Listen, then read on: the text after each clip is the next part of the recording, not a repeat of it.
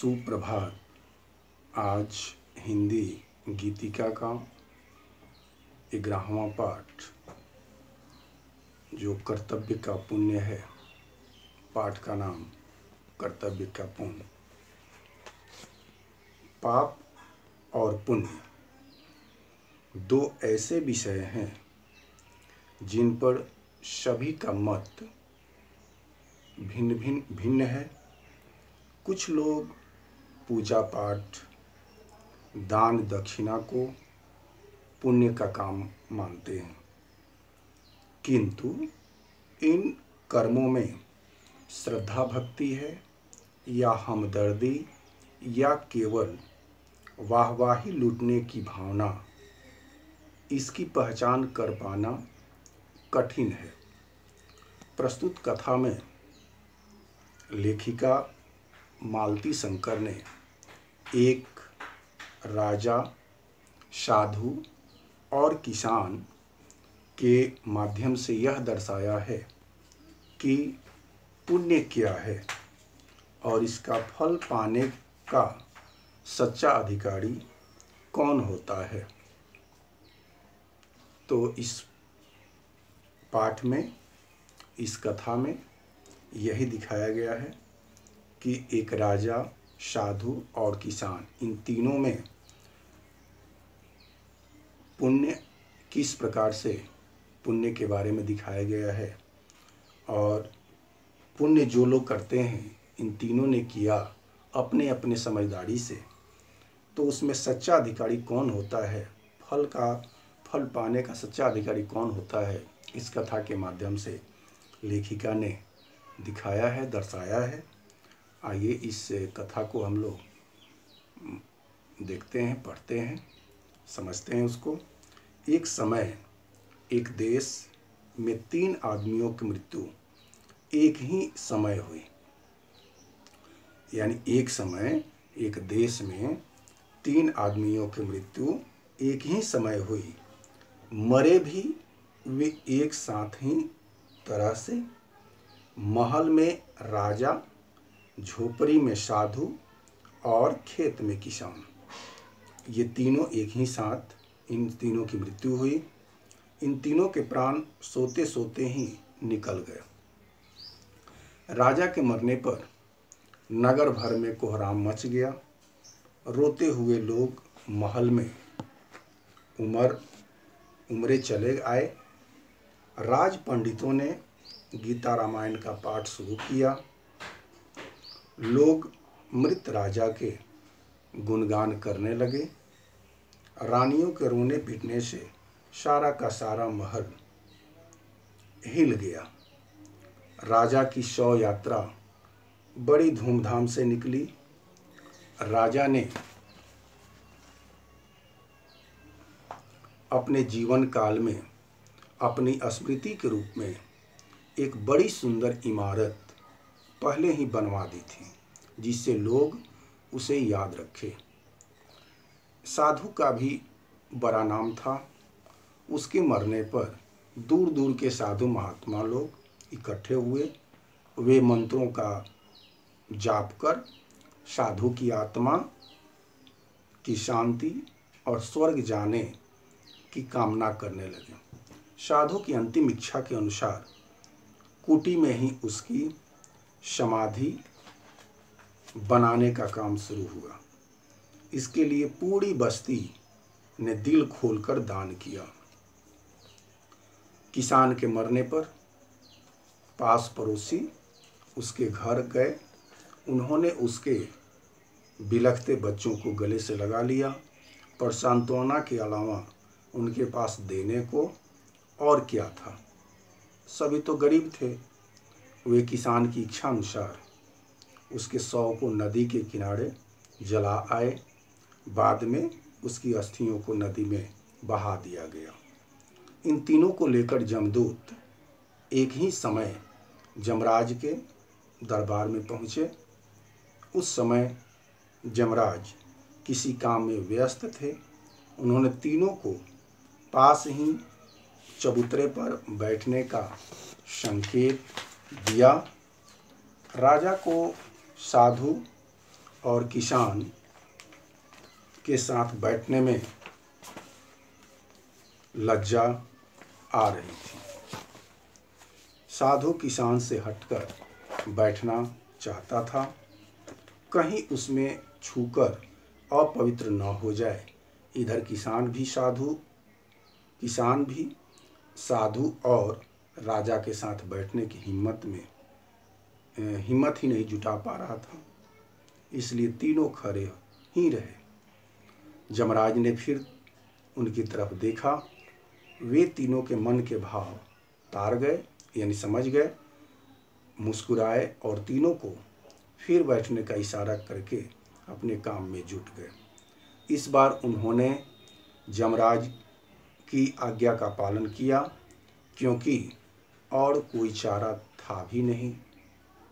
राजा मन महसूस कर किसान के पास बैठ गया। साधु भी मन में कुछ बुदबुदाता हुआ दूसरी ओर खिसक कर बैठ गया। थोड़ी देर में यमराज ने काम बंद किया और उन तीनों की तरफ देखा। वे सोचने लगे, क्यों ना आज यह देखें कि आदमी अपने कर्मों के बारे में खुद क्या समझता है। और वे राजा से बोले, राजन, तुम जीवन भर दूसरों को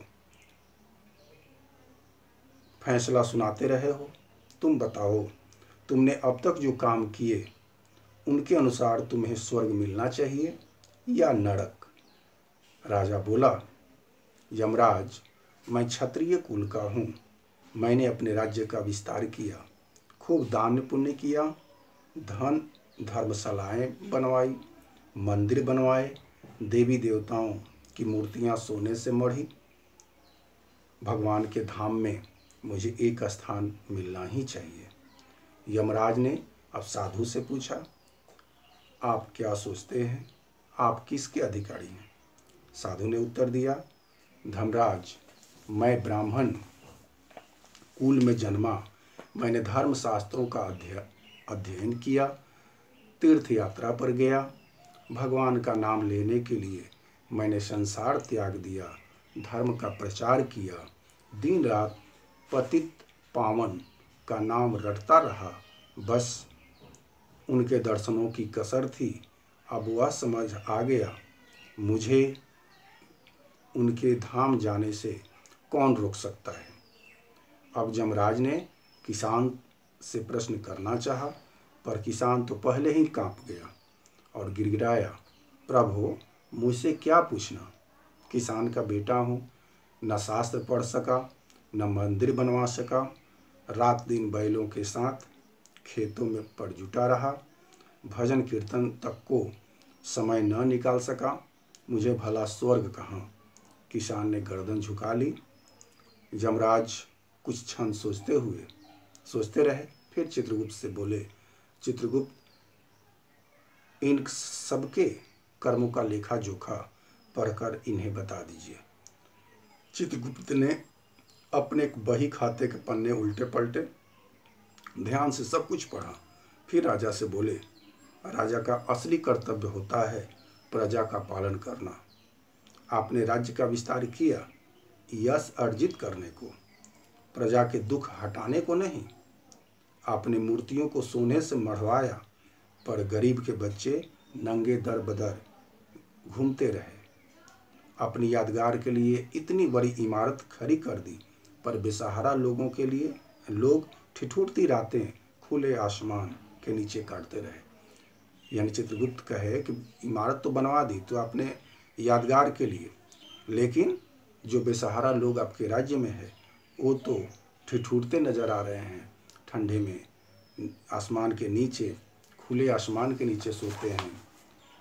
आप सीधे स्वर्ग नहीं जा सकते हैं।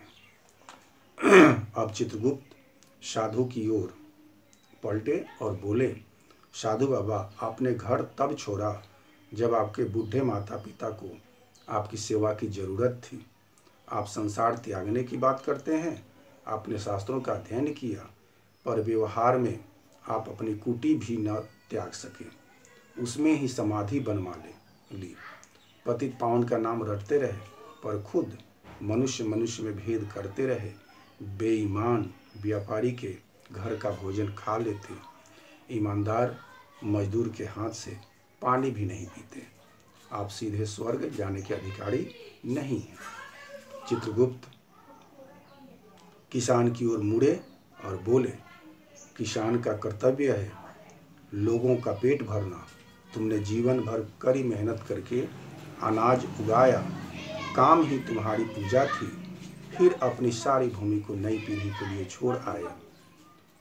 अपने लिए कोई टुकड़ा नहीं रोका। तुम सच्चे त्यागी हो, तुम सीधे स्वर्ग के अधिकारी हो। राजा, साधु और किसान तीनों ही अपने भाग्य निर्णय सुनकर ठगे से रह गए। कुछ देर बाद यमराज ने सन्नाटा तोड़ा। उन्होंने कहा, अगर आप लोगों की कोई अंतिम इच्छा हो तो बताइए।